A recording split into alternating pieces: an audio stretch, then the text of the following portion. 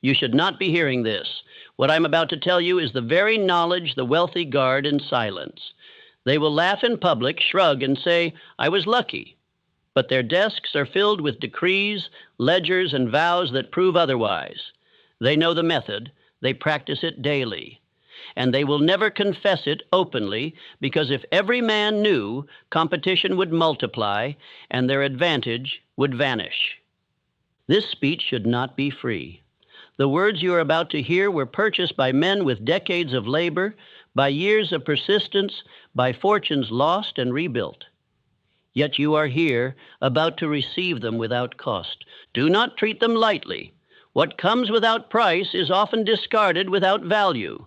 But if you understand, you will realize you have stumbled onto a formula that can create money on command. Yes, you heard me correctly. Create money on command. Not wish for it, not drift until luck delivers it, not scrape by and hope, but command it, as surely as you command your hand to move, your voice to speak, your feet to walk. The rich have always known this law, that money is timid before the vague, but obedient before the definite. When a man writes his decree, heats it with desire, repeats it until it is engraved upon his subconscious, and proves it with service beyond pay, the world of causes bends to him. Allies appear, ideas multiply, opportunities gather. The result looks like luck to the weak, but it is law to the strong. You may think this sounds impossible. That is exactly why the crowd remains poor. They cannot believe wealth is lawful, so they remain slaves to chance. But I will show you what Carnegie knew, what Edison knew, what Ford knew, that riches answer definiteness with speed, that money is already in circulation, and it changes hands when a stronger master appears to command it. But I warn you, this is not entertainment. If you drift through these words casually, you will miss the key. You will nod, agree, and remain as you are. To unlock the formula, you must listen as though your future depends upon it, because it does. Ask yourself this: what is money? To the drifter, it is hope. To the critic, it is luck. To the slave, it is a wage. But to the master, money is command. The man who governs his thoughts, his desire, his service, and his persistence discovers he can bend money as surely as he bends his own will. That is the forbidden law I am about to reveal. So guard your attention now. What you are about to hear should not be free, but it is. Do not waste it. The formula is simple, but it demands all of you. And once you know it, you will never again be able to excuse poverty, because you will know that money obeys definiteness, and that you can create it on command. Money is not an accident of chance. It is not the whim of fortune or the gift of luck. Money is law. It bends itself to definiteness and flees from vagueness. It clings to the man who knows what he desires and rejects the man who waits upon drift. As surely as gravity pulls a stone downward, money answers to the one who writes his decree and acts upon it without hesitation or retreat. Andrew Carnegie did not drift into wealth. He was not a boy fortunate enough to be handed an empire. He came from toil, from poverty, from labor in the iron mills. But he demanded fortune. He wrote it in his mind and carved it into his days. Steel bent to his will because his purpose was definite, his desire aflame, his service abundant. Thus, a poor immigrant became the master of steel and fortune. Contrast him with the common man who hopes vaguely for more money, who prays for a better tomorrow but gives no order to his thoughts. He drifts in the stream of life, carried by the current of other men's definiteness. Such a man may labor until his bones ache, yet riches elude him, for he has not taken command. Money obeys command, not wishful longing. There is a difference between the beggar who pleads and the master who decrees. The beggar waits for chance, for charity, for the world to notice his need. The master moves with definiteness, demanding of life a sum, a service, and a result. Money does not pity weakness, but it yields to power. To know this truth is to step across the line that divides poverty from wealth. The formula is simple. It begins with desire, the white heat of determination that will not accept denial. Desire must be backed by faith, a belief so strong it refuses all doubt. Desire and faith must be driven into the subconscious mind through autosuggestion, the daily repetition of the decree until it becomes flesh of your flesh. Then action must prove it, for thought without motion is stillborn. These four, desire, faith, autosuggestion, action, form the law that bends money. They are not idle words, but the steps by which every empire was built, every fortune secured, every destiny written. The weak call it chance, but the strong know it is law. And the law will serve you as it served Carnegie, Ford, Rockefeller, and Edison if you obey its command. Say this aloud and engrave it in your soul. I command money because I command myself. I command money because my thoughts are definite. I command money because my desire is aflame. I command money because my faith is unshakable. I command money because my actions prove my decree. Money obeys me because I first obey myself. Consider the story of Edwin C. Barnes. He had no money, no reputation, no influence. He arrived at Edison's door dressed as a tramp. Yet within his mind he carried one thought: I will be Edison's partner. He did not hope for a job. He demanded an alliance. That definiteness marked him, and Edison, wise in the ways of men, gave him a chance. Barnes began at the lowest rung, performing menial tasks for a trifling wage, but he carried himself as though already a partner. He declared inwardly, I am the associate of Edison, and his persistence proved it. When Edison produced the dictating machine, Barnes seized the opportunity others ignored, sold it across the nation, and earned his place as partner. He thought himself into fortune. Understand the lesson. Barnes had no money to begin with. He had no friends in power. He had no education worth noting. But he had definiteness of purpose. He had burning desire. He had faith that refused denial. And he had the persistence to act upon that belief until opportunity appeared. These qualities converted a tramp into a millionaire and inscribed his name in history. The drifter says, I would like to be rich, and then excuses himself. The master says, I will be rich, and then moves forward. The drifter says, I hope someday my chance will come. The master says, my chance is here because I create it. The drifter says, others are luckier than I. The master says, I will make my own fortune. Which are you? Life has no pity for the drifter. It rewards definiteness. It crowns persistence. It enriches faith, and it multiplies action. If you find yourself poor, do not blame fate. Blame the absence of definiteness. If you find yourself frustrated, do not blame others. Blame the lack of command in your own thoughts. You may continue to drift, or you may rise today and claim mastery. Say to yourself with conviction, I am no longer a drifter. I am definite. I will no longer beg life for pennies when it offers me kingdoms. I will demand riches in the exact sum of my choice. I will prove my worth through service rendered beyond pay. I will saturate my subconscious with my decree until it becomes destiny.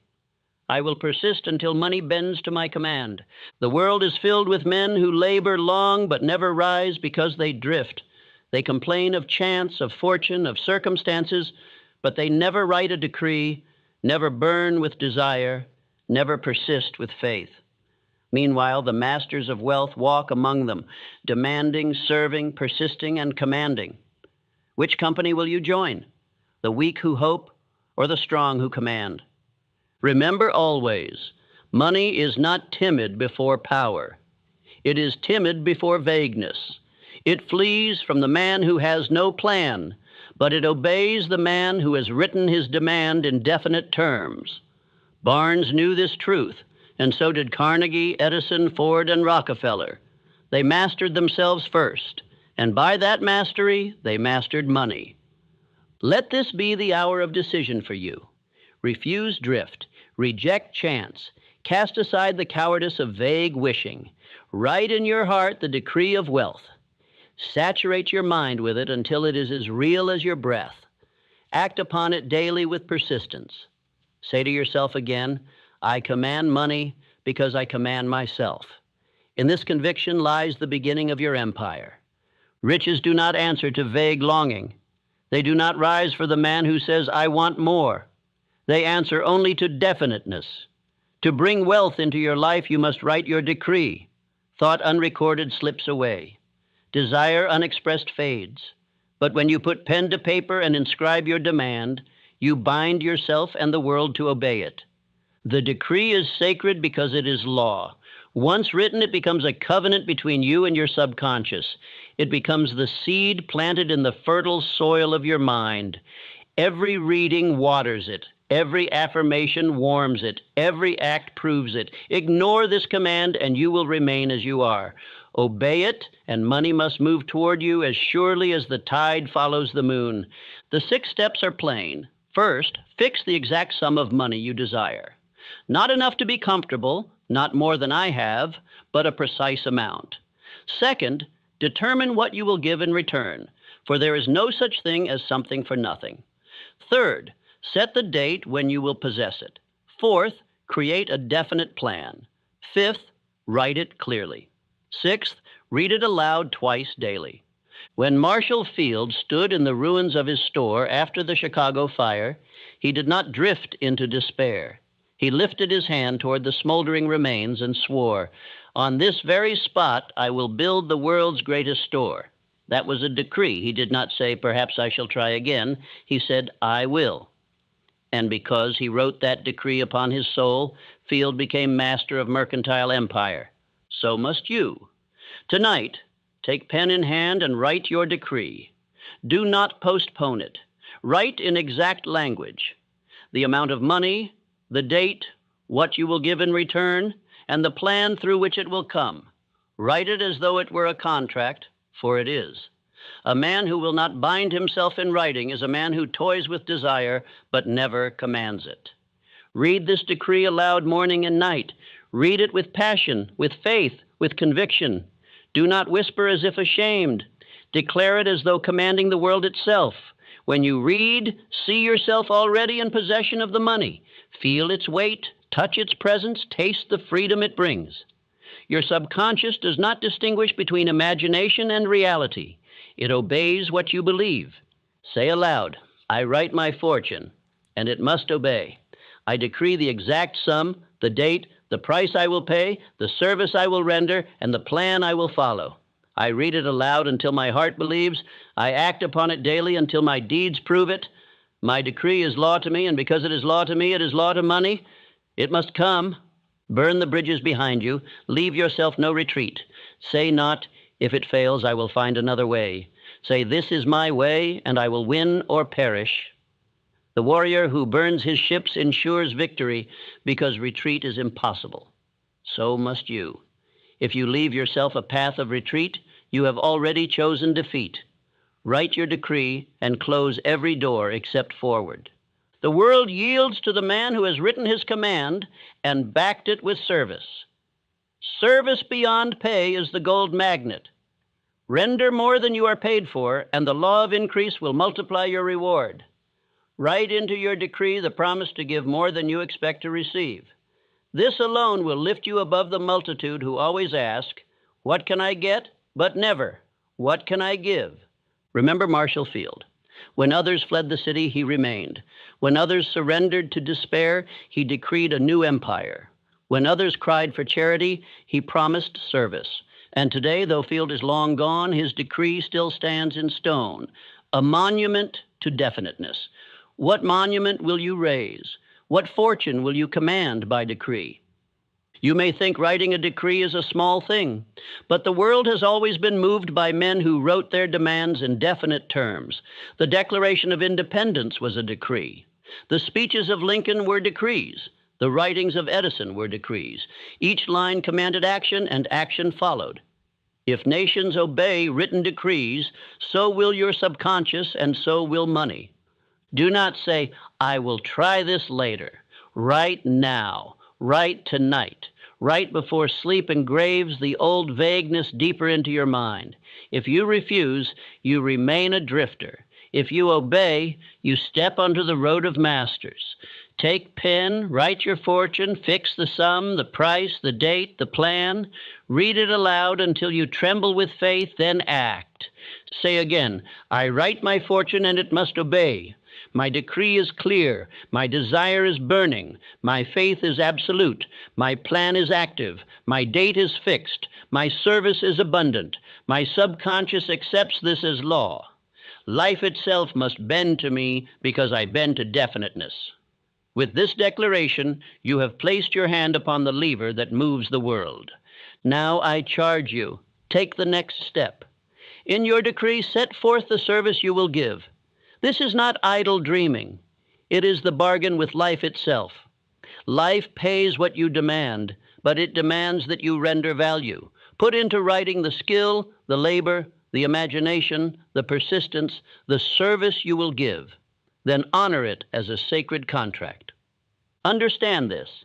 A decree without service is arrogance, and arrogance collapses. A decree with service is law, and law endures. Andrew Carnegie wrote his decree, but he rendered service beyond measure. Henry Ford wrote his decree, but he gave the world a car for the common man. Edison wrote his decree, but he gave the gift of light. You must give, and by giving command. Let your decree be more than words. Let it be the fire that drives your day. Carry it with you. Repeat it often. Live as though already in possession of the riches. Your acts must match your words. Your service must match your decree. Hypocrisy destroys faith, but integrity multiplies it. When your acts and your words are one, the world must bend to you. So I say again, write your decree. Fix the sum, fix the price, fix the date, form the plan, write it plainly, read it aloud, burn the bridges, render service, persist until money bends to your command. This is the path of masters. This is the covenant of wealth. This is the written decree of fortune. Faith is the chemistry of riches. It is the invisible power that fuses desire into substance, that converts written decrees into gold, that turns vague dreams into commanding fortunes. Without faith, desire is a flicker soon extinguished. With faith, desire is a flame that burns through every obstacle, lights every path, and melts every iron door of circumstance. Charles M. Schwab knew this truth when he stood before J.P. Morgan and outlined the vision of $1 billion steel trust. Others trembled at the thought, but Schwab spoke with faith. He believed in his idea, he believed in his ability, and his faith transferred itself to Morgan. Within a few hours, the greatest industrial corporation of its day was born. Such is the power of faith. Faith is not a thing that drifts into your heart by accident.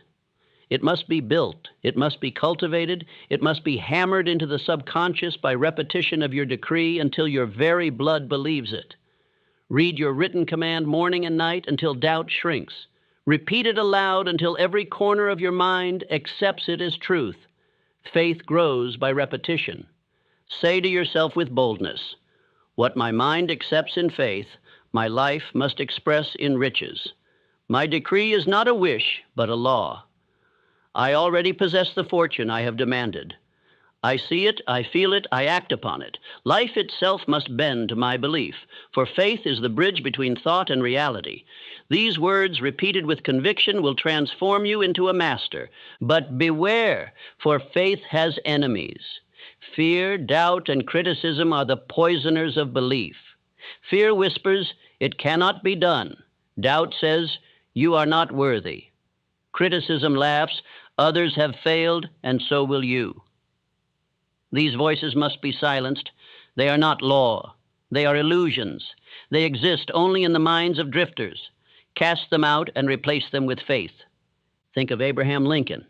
He failed in business, was defeated in elections, suffered personal losses, and faced ridicule. Yet he believed in his purpose. His faith carried him through each defeat until he rose to the presidency of a nation. Without faith, Lincoln would have surrendered to despair. With faith, he endured until destiny crowned him. So too must you endure. You cannot wait for riches to appear before you believe. That is the coward's way. You must act as though already in possession of your fortune. Walk with the carriage of wealth. Speak with the confidence of power. Labor with the zeal of abundance. Faith is not passive. It is active. It commands the world because it first commands the man. Live as though you have, and soon you shall have. Repeat this daily. I believe in my decree. I believe in my power. I believe in my right to wealth. I believe in my persistence. I believe in my service. I believe in my destiny. Money must obey me because I believe in myself. Faith saturates me, and riches are the outward expression of my inward certainty. Say it until doubt vanishes, until belief roars louder than fear. Faith is transferable. When you walk with conviction, others believe in you. When Schwab spoke to Morgan, it was his belief that moved the financier. When Lincoln addressed a weary nation, it was his belief that revived hope. When Edison pursued the electric light, it was his belief that drew men to labor with him through 10,000 failures. Faith multiplies itself. Every fortune, every empire, every invention began in faith. Without it, no decree takes root. With it, even the humblest man may rise. The poor man with faith is greater than the rich man who doubts. The uneducated man with faith will outstrip the scholar who wavers. The weak man with faith will triumph where the strong man of doubt collapses. Such is the eternal elixir. Guard your faith as you would guard your fortune, for it is the seed of all fortunes. Do not expose it to the poison of ridicule. Do not permit the mockery of doubters to weaken it. Keep it fed with repetition, with visualization, with service, with persistence. Each day you believe more firmly, and each day the world bends closer to fulfill your decree. Look again at your written command. Ask yourself, do you believe it? Not as a hope, but as a certainty. If your belief wavers, repeat it louder. Read it with feeling. Imagine yourself already wealthy. See the home, the opportunities, the service rendered, the life enjoyed. Engage your imagination until your subconscious mind accepts the picture as law. Then faith becomes unshakable. There will be days when your senses deny your decree, when circumstances seem dark, when doubt knocks upon your door. Those are the moments that test your faith. Do not yield. Say aloud, though appearances mock me, I believe. Though men criticize me, I believe. Though temporary defeat strikes me, I believe. And because I believe, riches must come. My decree is law, and law cannot be broken. Lincoln did not yield when defeat mocked him. Schwab did not yield when others scoffed. Edison did not yield when failures multiplied. Ford did not yield when engineers said his vision was impossible. Each proved that faith is greater than doubt, that belief is stronger than criticism, that persistence fueled by faith conquers every obstacle. They commanded wealth because they first commanded faith. Now the choice stands before you. You may remain a drifter, doubting your power, hoping vaguely, surrendering to criticism. Or you may be a master, filling your mind with faith, repeating your decree until it becomes destiny, acting daily as though already in possession of riches. The law does not bend to doubt, it bends to faith. Which master will you serve? Take hold of this affirmation. What my mind accepts in faith, my life must express in riches. I will believe until my belief becomes law. I will persist until my faith conquers fear. I will act as though already wealthy, and wealth will rush to meet me. I cannot fail, for I believe without wavering, and faith is the eternal elixir that creates money on command. Let this faith be your armor, your weapon, your crown. Speak it daily, live it hourly, prove it with service and persistence. Money has no will of its own. It obeys the master who believes. Faith is the magnet. Faith is the fuel. Faith is the bridge. With faith, your decree is invincible. Without it, you remain a beggar. Choose faith and command riches. Autosuggestion is the medium by which you impress the subconscious with your decree. It is the master key that unlocks faith, desire, and action. No thought reaches the subconscious unless carried by repeated suggestion. Every command you speak, every image you hold, every affirmation you repeat is a seed planted. With persistence, it germinates and grows into riches. Consider this truth. The drifter fills his mind with the words of others, criticism, doubt, fear, gossip. His subconscious accepts these as law, and so he reaps poverty.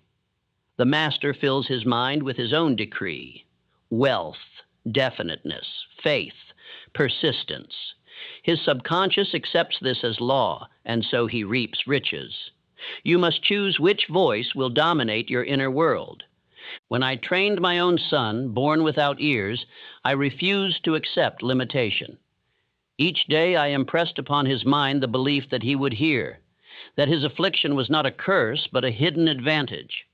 Through years of repetition, through constant suggestion, that belief became his own. Today, science marvels that he hears and speaks. Desire, faith, and suggestion accomplished what nature denied. This is the power of autosuggestion. You may engrave upon your mind any decree you choose. If you repeat poverty, you will live in poverty. If you repeat riches, you will attract riches.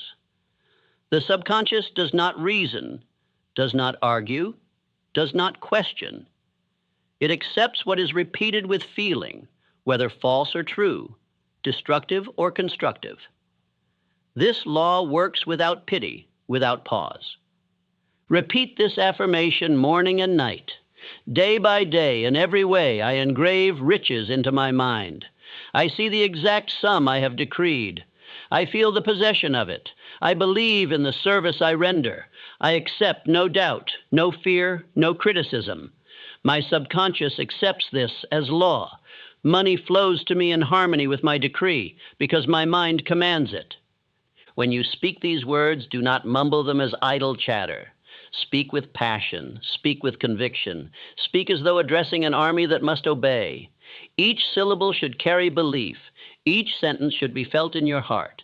Words without feeling are powerless. Words charged with emotion penetrate the subconscious and awaken its mighty forces. The story of Edwin C. Barnes proves this law.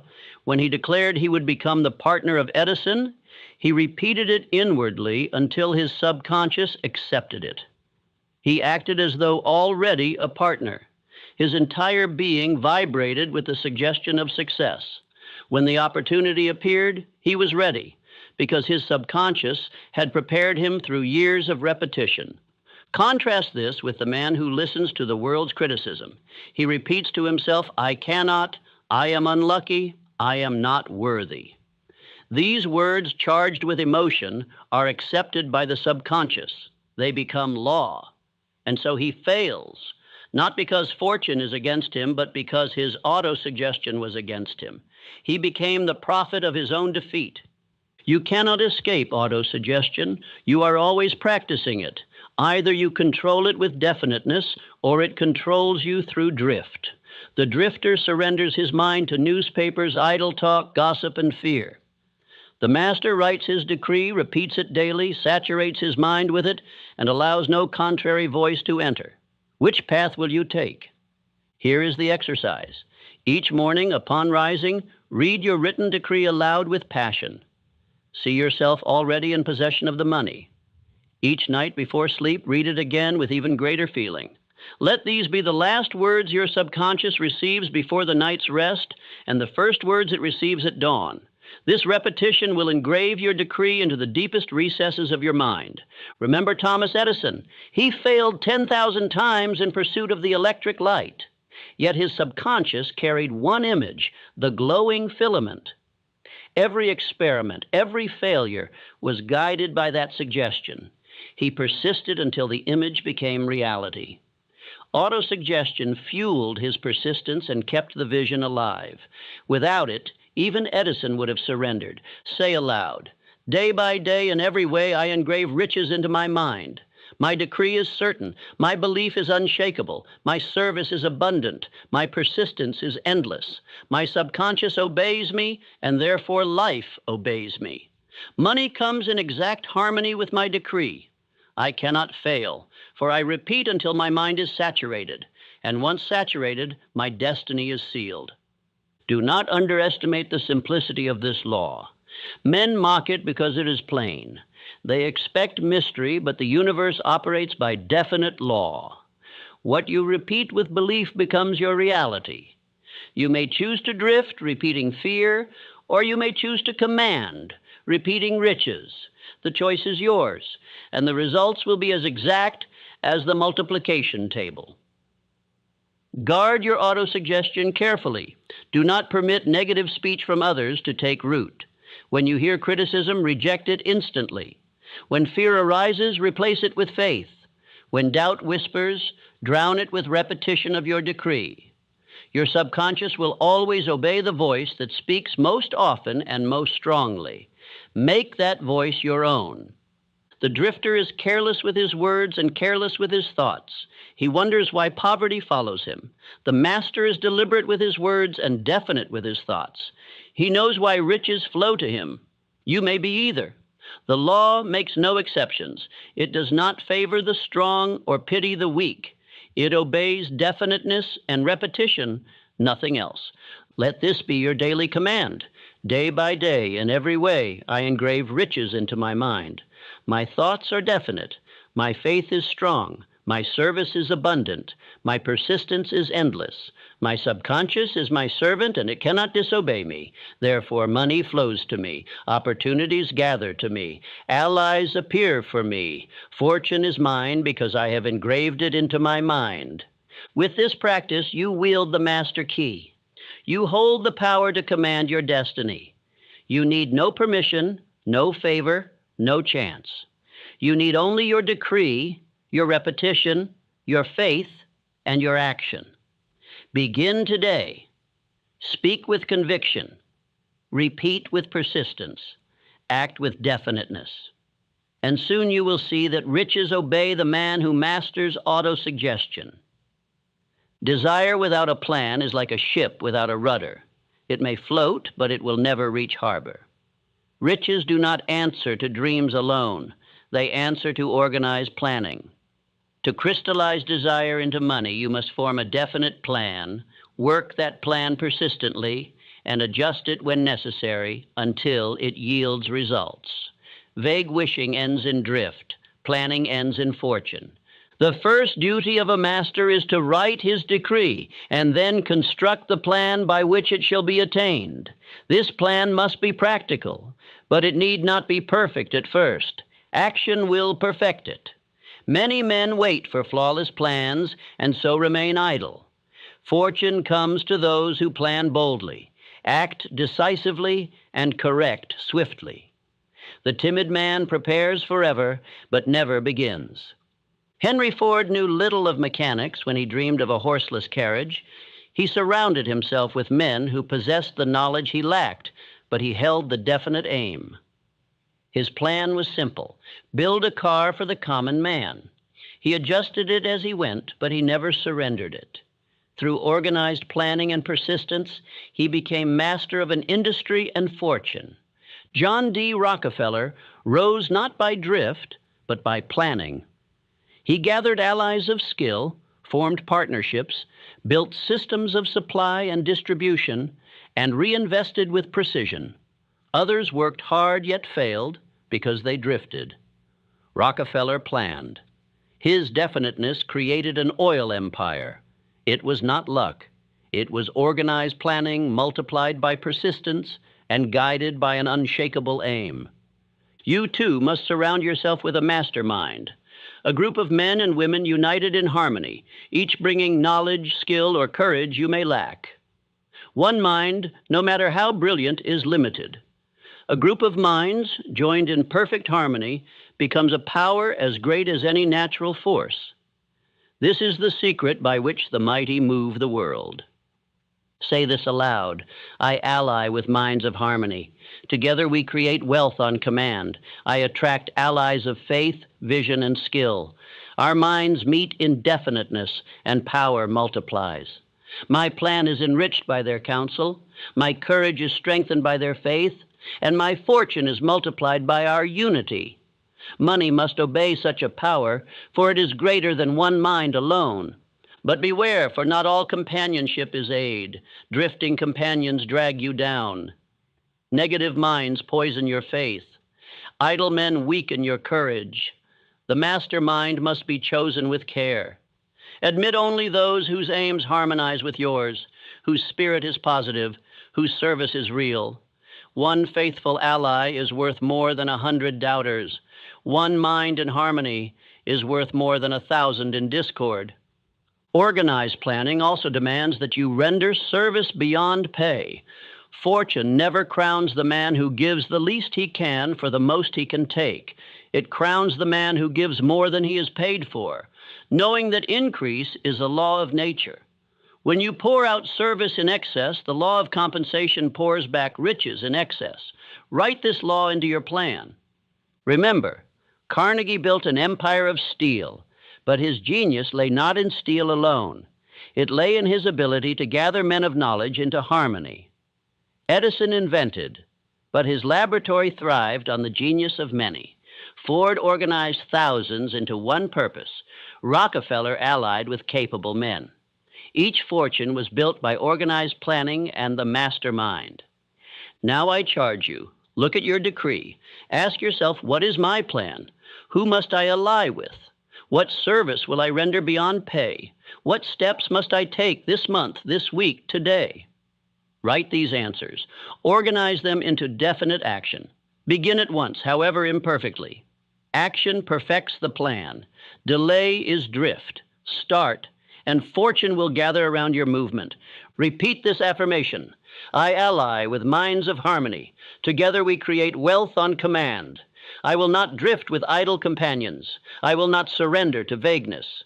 My plan is definite. My service is abundant. My persistence is endless. My mastermind multiplies my power. By organized planning, my desire becomes money, and my decree becomes law. This is inevitable. The drifter is alone, suspicious, vague, waiting for chance. The master gathers allies, plans boldly, adjusts swiftly, and persists until victory is secured. Which are you? You cannot command riches alone. You cannot drift into fortune. You must plan, you must ally, you must serve, you must persist. This is law, and law makes no exceptions. Think of Rockefeller again. He could not drill every well, refine every barrel, manage every account. He organized men, planned the system, guided the vision. Fortune obeyed him because he obeyed the law of planning. Think of Ford, who turned his aim into a river of cars for the common man. Think of Edison, whose laboratory buzzed with the unity of minds. Each obeyed law. So must you. Write your plan. Form your mastermind. Render service beyond pay. Act without delay. Adjust with courage. Persist until money bends to you. Say again, I ally with minds of harmony. Together, we create wealth on command. With this, you stand in the company of the builders of empires. With this, you step into the lineage of masters. Remember this truth. Riches are never the product of chaos. They are the fruit of organized planning. Without a plan, desire remains a dream. With a plan, desire becomes fortune. The mastermind multiplies power. Service multiplies return. Persistence secures victory. This is the way of wealth. This is the law. This is the command by which money is created. Riches flee from indecision. They hide from the man who says, I will try. They mock the man who says, perhaps. They despise the man who waits. Wealth bows only to the man who decides once and persists without retreat. The timid spend years drifting between opinions, but the master makes his choice, shuts the door of doubt, and moves forward until fortune surrenders. Consider the general who led his soldiers across the sea. He burned the ships behind them, declaring, "We win or we perish." With no retreat possible, they fought with the fury of destiny and secured victory. Such is the power of decision. When a man leaves himself escape, he has already chosen defeat. When he decides absolutely, he awakens forces within and without that ensure triumph. Say aloud, "I decide once, and I persist until riches bow before me. My decree is law. My plan is definite. My faith is unshakable. I do not change with the wind. I do not yield to the opinions of the weak. I act and I persist. Money cannot resist a man of decision, for he is already victorious in his mind before the world crowns him in gold. Look to R.U. Darby. He and his uncle found a vein of gold, but when it disappeared, they abandoned their efforts. They sold their equipment for a pittance. The junk man consulted an engineer, drilled a little deeper, and struck the vein just 3 feet away.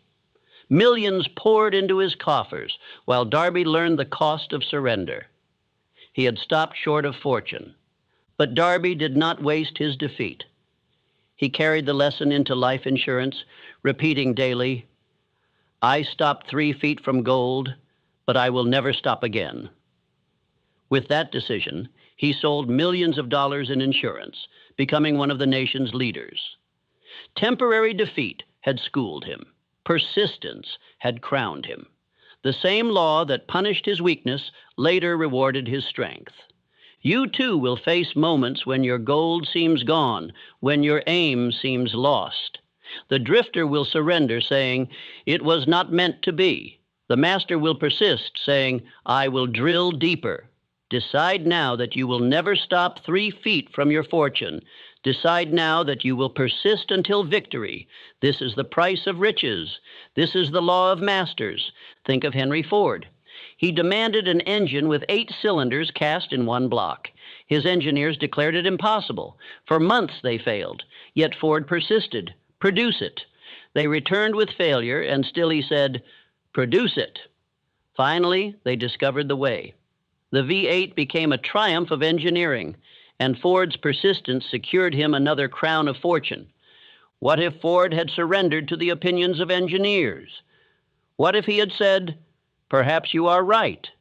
The V8 would not exist, and his empire would be less. But Ford decided, persisted, and conquered impossibility. This is the difference between drift and mastery. The drifter listens to doubt. The master listens to his decree and persists until the world bends. Repeat this affirmation. I decide once and I persist until riches bow before me. I will not drift between opinions. I will not surrender to doubt. I will not retreat before temporary defeat. My persistence is endless, my faith unshakable, my desire aflame. Money cannot resist me, for I have already decided, and I persist until the law of success crowns me with fortune. Persistence is the twin of faith. Without persistence, faith flickers and dies. With persistence, faith grows stronger with each obstacle. Every failure becomes fuel. Every criticism becomes fire. Every delay becomes proof of your endurance. Life tests the man who demands riches, asking, "How much do you desire them?" Persistence is the only answer that life accepts. Do not confuse stubbornness with persistence. Stubbornness clings to error without adjustment. Persistence clings to purpose while adapting plan. The master is flexible in method, but unyielding in aim. The drifter quits at the first obstacle. The master bends, adjusts, persists, and presses forward until success is secured. Decide once, adjust wisely, persist always. Look again at your decree. Ask yourself, have I decided? Or am I still hoping, still wavering, still waiting? If you have not decided absolutely, you are a drifter. If you have not resolved to persist until victory, you are still a beggar, cast off drift. Decide once, persist until, let this be your law. Fortune flees from indecision but bows to persistence. Remember, temporary defeat is not failure, it is instruction. It whispers, persist a little longer, Adjust a little more. Believe a little deeper. Failure comes only to the man who stops. Success comes to the man who persists. The drifter quits, but the master endures. Which will you be? Which identity will you claim? Decide now and persist until destiny bows. Say again with conviction, I decide once, and I persist until riches bow before me. I will not stop 3 feet from gold. I will not listen to doubt. I will not yield to fear. I will persist until the impossible is done, until the decree is fulfilled, until my faith is crowned with fortune. I am master because I persist. I am rich because I persist. I am free because I persist. Thus the law is plain. Riches flee from indecision, but they surrender to persistence. Decide once and persist without retreat. This is the way of Carnegie, Ford, Edison, Rockefeller, Schwab, Lincoln.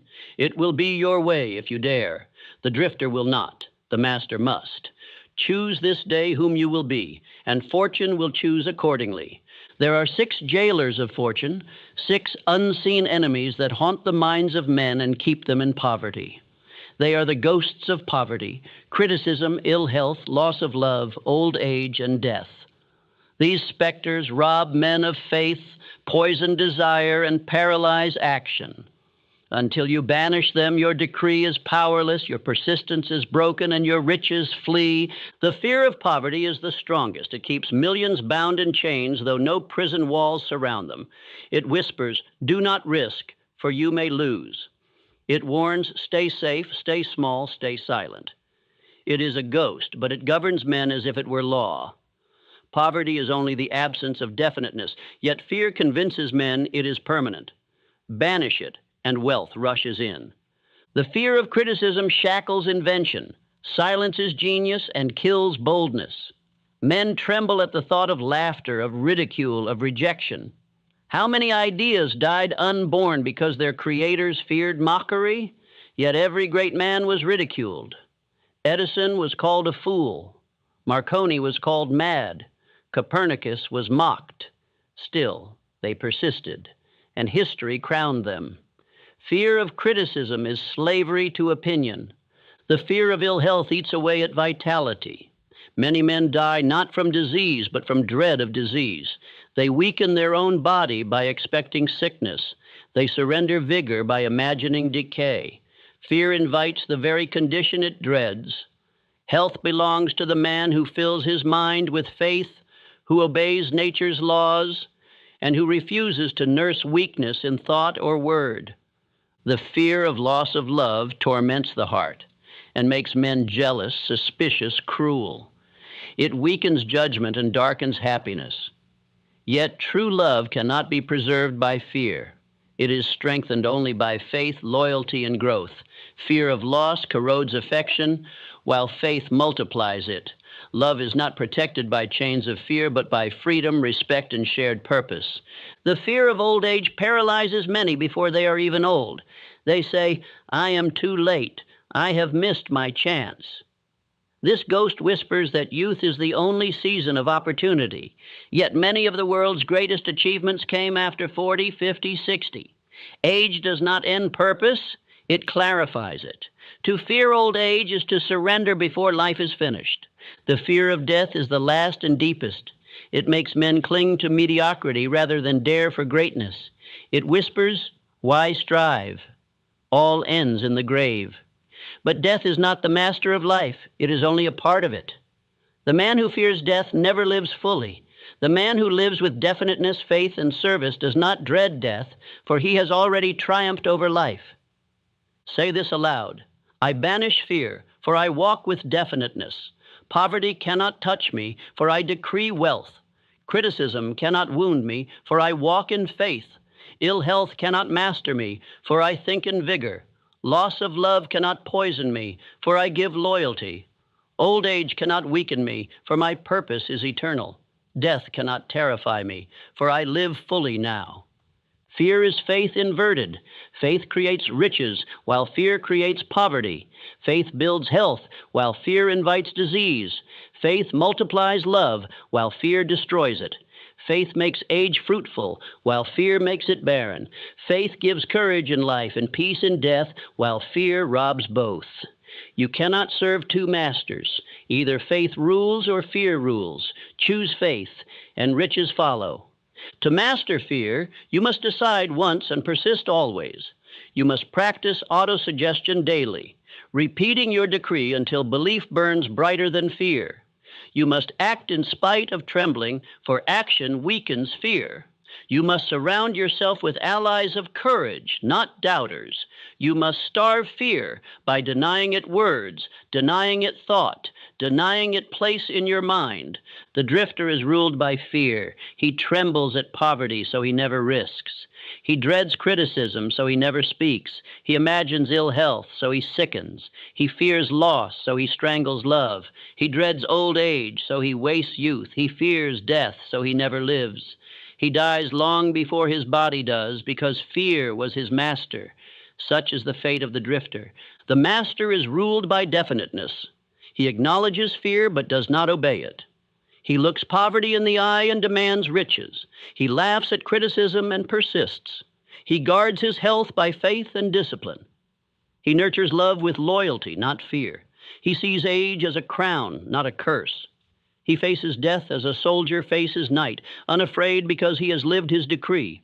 Write down your fears, name them plainly, admit their hold, then burn that paper saying, I banish you.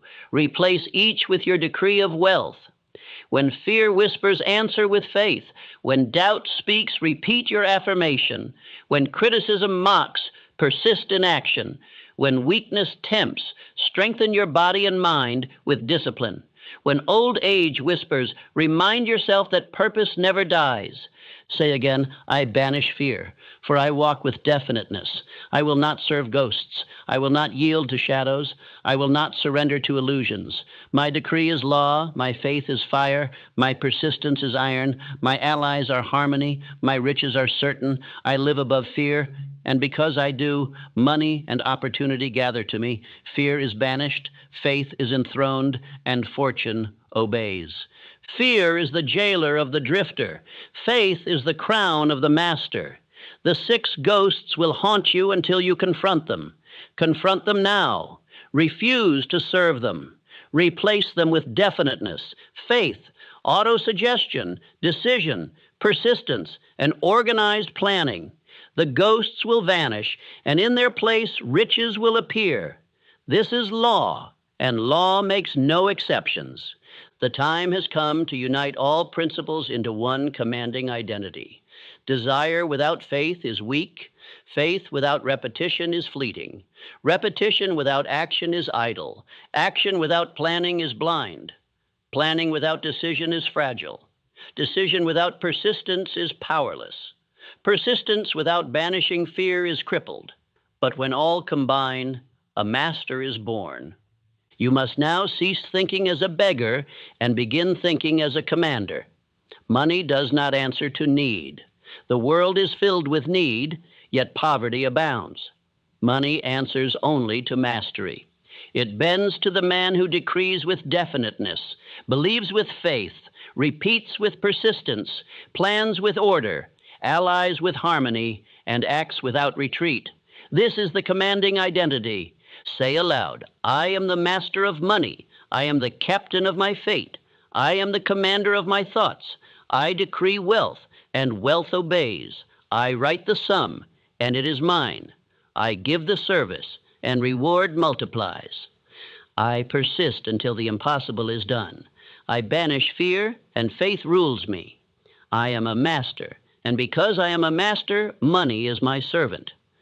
Think again of Andrew Carnegie. He began as a poor boy in Pittsburgh, yet he became the master of steel. He allied with men of skill, persisted through storms, and decreed his empire into existence. Think of Edison, who filled the world with light because he believed in the image within his mind. Think of Ford, who refused to drift and instead commanded industry. Each lived the commanding identity. The drifter never claims such an identity. He says, I am unlucky. I am too late. I am too poor. I am too weak. His very words become commands to his subconscious, which obeys by producing poverty, delay, and failure. He is the prophet of his own defeat. But the master says, I am the captain of my soul.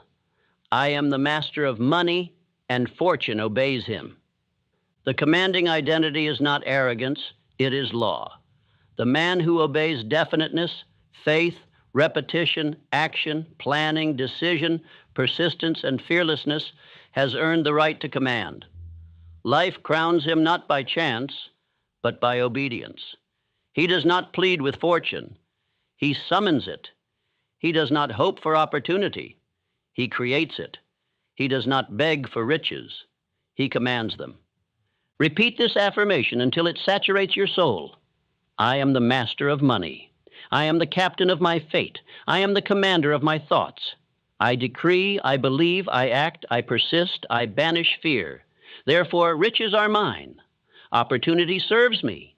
Allies gather to me. Fortune crowns me. I cannot fail, because I have claimed the commanding identity of a master. Look at the lineage you may join. Carnegie, Edison, Ford, Rockefeller, Schwab, Lincoln. Each was born into limitation, but each refused to drift. They wrote decrees, persisted in faith, organized plans, allied with men of harmony, and refused fear. They became commanders of fortune. The same law that lifted them will lift you if you dare to claim the same identity. But beware, once you know this truth, ignorance is no longer an alibi. You cannot say, I did not know. You know now that riches obey definiteness, that money bends to command, that faith creates substance, that fear destroys it. From this day forward, poverty can only remain if you permit it. If you drift, it is by choice. If you fail, it is by surrender. So I charge you, write your decree tonight. Read it aloud morning and night. Saturate your mind with it. Act upon it daily. Adjust your plan as needed. Persist through every defeat.